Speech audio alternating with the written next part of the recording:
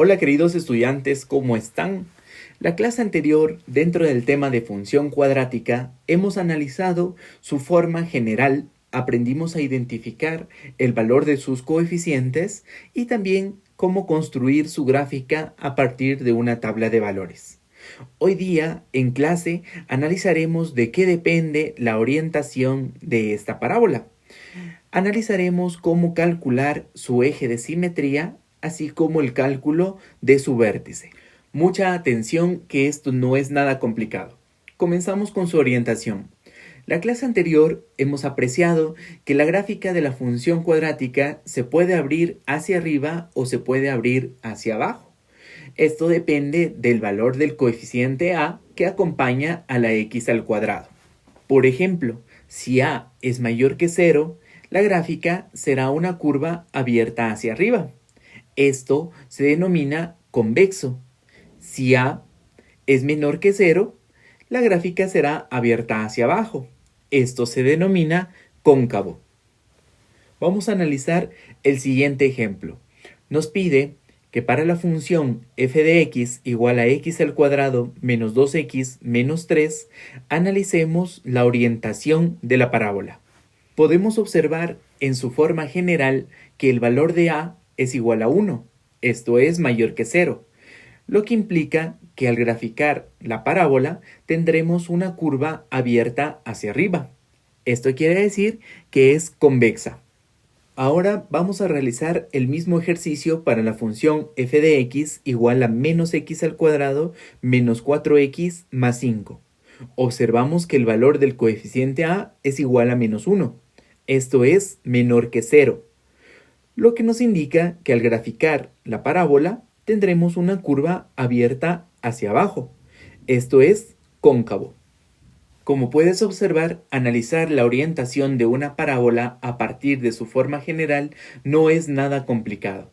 Así que vamos con la primera actividad en clase. Nos pide que observando las funciones cuadráticas realicemos su gráfica y determinemos su orientación.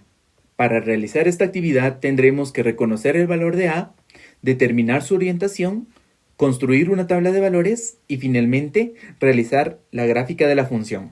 No olvides realizar todas estas actividades en tu cuaderno de trabajos en clase. Ahora, acompáñame al siguiente tema de esta unidad. Vamos a analizar varios elementos que pertenecen a una parábola. En el ejemplo que vamos a analizar, tenemos una función cuadrática cuyo valor de a es igual a 1. Esto es mayor que 0.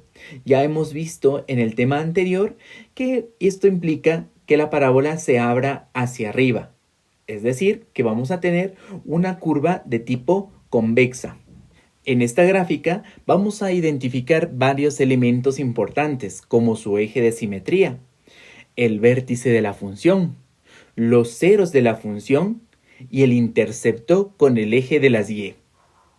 Comenzamos analizando qué es el eje de simetría.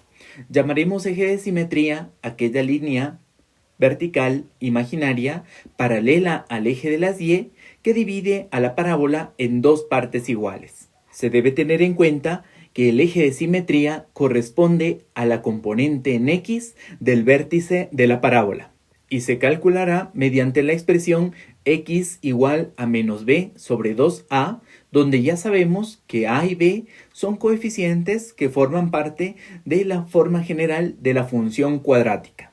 Vamos a analizar el siguiente ejemplo. Se nos pide que determinemos el eje de simetría de la función f de x igual a x al cuadrado menos 2x menos 3. Comenzamos identificando el valor de los coeficientes. A igual a 1, b igual a menos 2, c igual a menos 3. Para posteriormente poder realizar la sustitución en nuestra fórmula del eje de simetría. X igual a menos b sobre 2a. Realizamos la sustitución y las operaciones pertinentes, con lo que nos queda que el eje de simetría es igual a x igual a 1.